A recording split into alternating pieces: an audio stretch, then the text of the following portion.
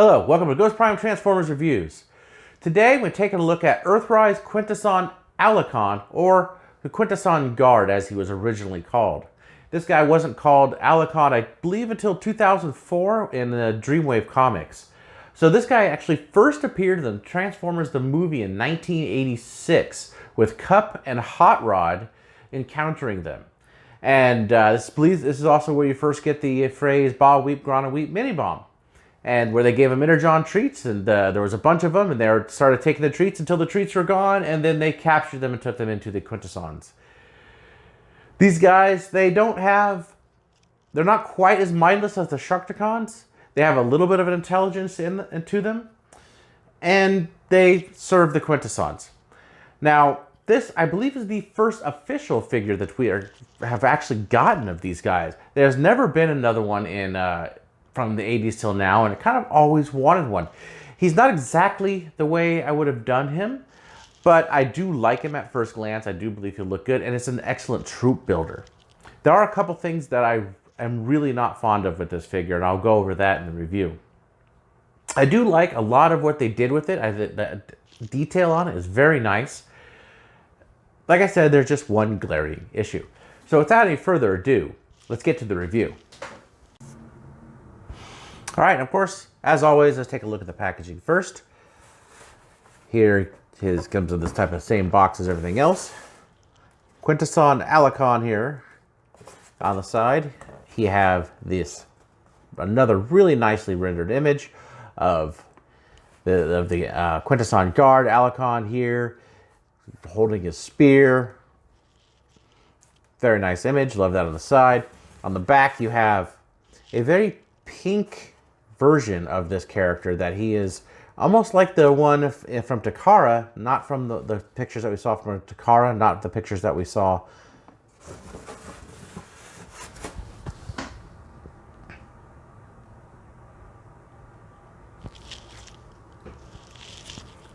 right, let's take a look at the packaging. So the packaging comes in a standard Earthrise box, Transformers on the side, the name, Quentesson Allicon right here.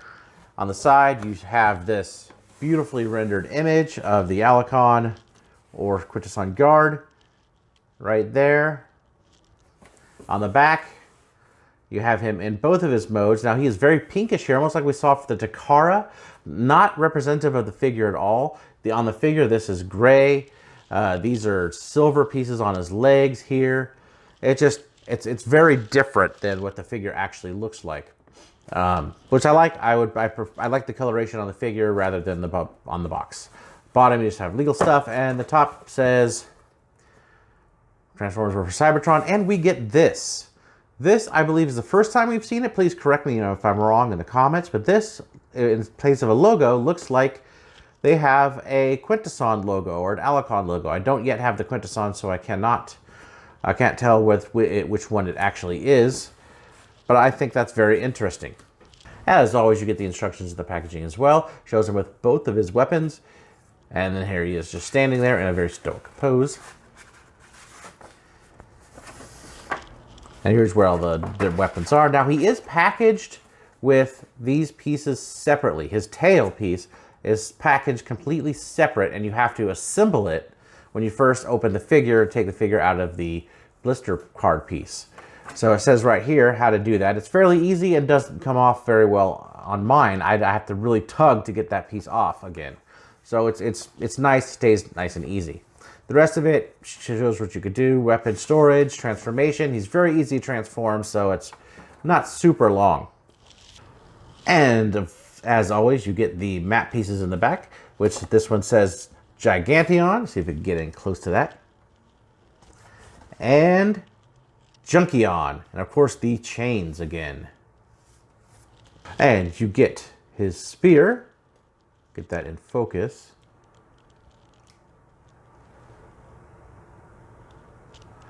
Right there. Now the spear is done two colors. This is where you could connect it to the back. He has a pointy bit on the end, which I find this kind of interesting because this is done in a hard plastic, yet this piece is a much softer plastic, yet even though it's pointed on the end, now it's not, it's dulled for sure, but it's still just about as pointy as that end, even though this is rubber, this is not. And of course, you get the figure himself, throw that in focus. One of the things is this piece right here, this whole entire piece is completely packaged separate, well, packaged in a separate container part, and he has to connect it. I will show that how it connects on during transformation. All right, and let's take a look at the figure himself. Now here he is. Do a little turn, a quick turn around. So he is a little hollow in the back of the arms there, which I will get to. I do have some opinions on that. Let's get a little closer up here too, so we can see just some of this nice sculpting work. One of the things I really do love is this on the, it's not really a mouth plate because his mouth is actually on the top, but the chin, I guess it would be. I love the detail on that. I really like the sculpted detail they put on this. The front-facing screws don't really even bother me that much. He has some really nice detail all the way throughout, and I really like the, you know, that they really kept the character model pretty intact, with the exception of these these other smaller arms sticking off here. He looks just really cool here, and he stands up very, very well. And as his weapons, you have his staff, or his spear rather. You can hold it right there, like so. And then you also have this piece. Just pull it right off out of the center there, and that is a knife weapon that he could hold. So you have it like so. And he does look really cool with both of these weapons. I like that they added another weapon in there besides just the spear. It gives a little bit extra playability based on poses he looks really good in. So speaking of poses, his posability is not all that bad. So let's just take out his weapons real quick here. So for his shoulders, he can go all the way around. His elbows can go a little bit back and 90 degrees. Now, one thing that is a bit hindered is his shoulder out here, because of this 5mm port they have, and they could have really done without that. I think that that's not necessary. It's for the weaponizers, or maybe, you know, and he doesn't actually come with accessories. Sure, it could fit, but it's unnecessary, and it really hinders the posability out. He does have a waist rotation, but it is slightly hindered by the tail in the backpack. You kind of move that out a bit and get him all the way around. He has this little flap here. And his legs can come all the way like this and back, but it is hindered a bit by his, you know, by his tail again. You can kind of get him out. Also, speaking of all the way out, his knee goes a little forward, not too far forward, but it goes a little more than 90 at the back. He does have this ankle here, which I believe is kind of cool that he has. And he has an ankle tilt rocker this way, which is really nice. Also, you can see here the thigh swivel, which is 360. He has, I forgot to mention this, he does have wrist swivel, and he also has bicep swivel. His head could actually look pretty good and far up, which is really nice. And he gets some left and right turn, but it is hindered by his head being really reset in there. Overall, you could get some pretty good poses out of this guy. You really, really can. One thing I did want to mention that I forgot, as you could store the tail into the tail, it becomes the tail. You could also take this, and there's these pegs right here, and that, what I showed you right there, it pegs right on, right into there. And so if you don't want him to hold it, he could store it on his back. Now, speaking of these 5mm ports, he does have these two, like I said, on the sides. He has one on either side of his legs down there. He has one on the back. So there is some weaponizer possibilities with this guy. So let's get his weapons back in here. Just snaps right in like that. And let's do some comparisons. All right, first let's compare him to the Sharkticon. As you can see, he is much larger than Sharkticon. And just for shits and giggles, the Cyberverse version of the Sharkticon. Earthrise Deluxe Class Cliff Jumper. And Earthrise Leader Class Optimus Prime. As you can see, he is sort of short. Oh no! And last but not least, deluxe class wheeljack. Now getting into transformation on this guy is actually really easy to transform. I'm going to remove his spear. And then I'm going to start by taking his arms. And you see this peg right here. Pegs right into there. Let me get in the light there. There's a peg in the side. This is what I believe they could have done better with. It just pegs directly in like that. And then the instructions say to move his hand like this. And do that for either side. Just like that.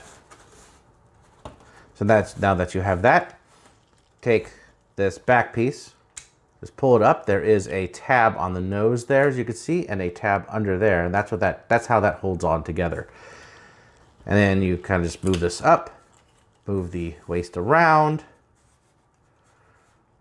Now when you move the tail up, you turn it around like so, like that. And what that'll do is it'll sort of push his head in. And it's sort of an automatic thing. There's like a hinge on the inside that pushes it in automatically. And then there's these two peg holes here.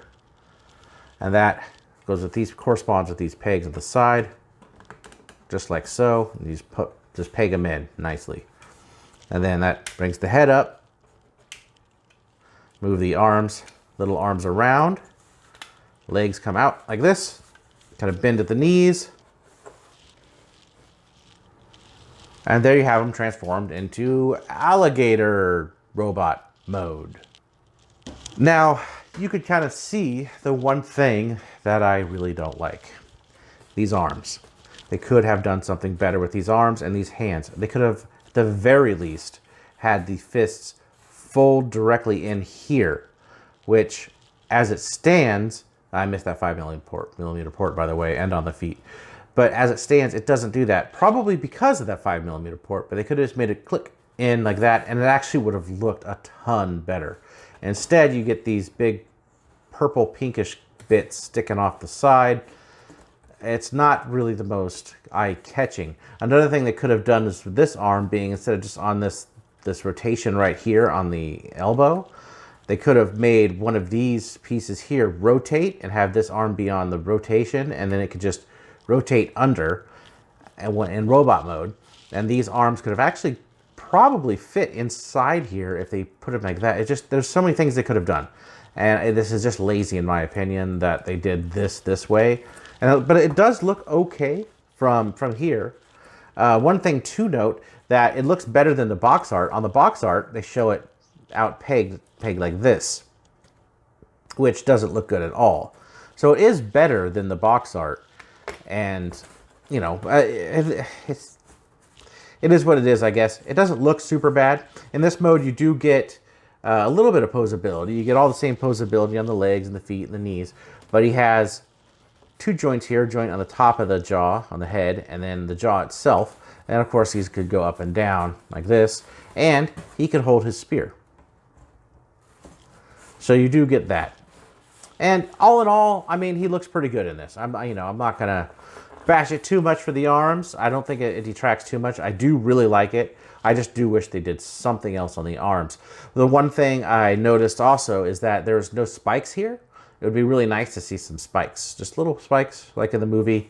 But one of the things that's really cool, and I want to point this out, is how his teeth interconnect. So if you notice, there's teeth on the inside and outside, and they just sort of connect like that.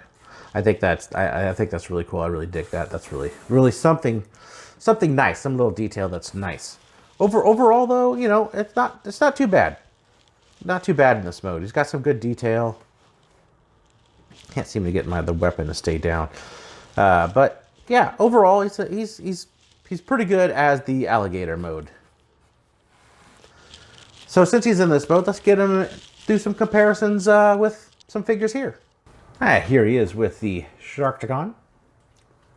Now we will be getting another version of this character, another guard. Different character, but another version of the Allicons that we saw in the 86 movie with the set that's slated to come out, I believe, this month on the 23rd at Hasbro. And another one of these alternate colors, of course. But that's how they compare. And here he is with the Cyberverse version. I actually think these two scale a little bit better, but this is way simpler of a figure. And here he is with exhaust. So you can see how long he is in alligator mode and how he scales with a vehicle. So getting to some final thoughts with this guy.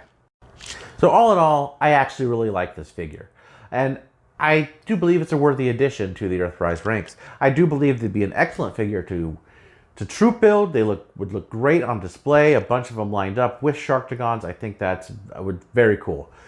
The thing I do not like, of course, as I went over these arms, I really think they could have done something else, maybe to hide the hollow bits under here, turn this thing around, stuck the arms on the inside of the torso, which is mostly hollow. However, I like all the detail on him. I think he looks very good. His size is very nice. It looks a lot like the character from the cartoon. I really like it. The posability is pretty decent for what it is. Overall, I do recommend the figure, and I do think that he would be a great addition. It's just, I really wish they would have fixed those arms a little bit. His posability is very good, so you could get him in a few good poses. So hit that thumbs up button if you like this video. Hit the thumbs down if you have to. If you haven't already, please subscribe. I'll catch you later.